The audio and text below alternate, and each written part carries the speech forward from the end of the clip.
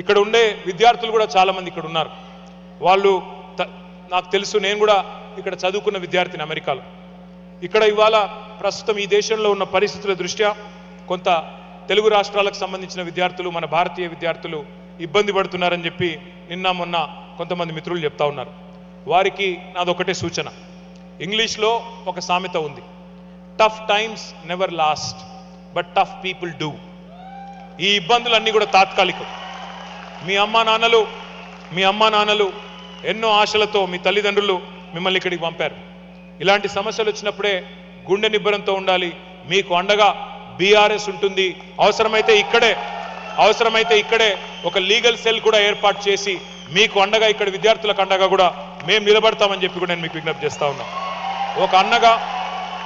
ఒక అన్నగా ఒక సోదరుడిగా ఇక్కడ ఉండే స్థానిక ఇమిగ్రేషన్ లాయర్లతో కూడా మేము మాట్లాడి అవసరమైతే ఒక ప్రత్యేక లీగల్ సపోర్ట్ కూడా మీకు అందజేస్తామని చెప్పి కూడా కేసీఆర్ గారి దూతగా నేను మీకు అభయం ఇస్తా ఉన్నాను.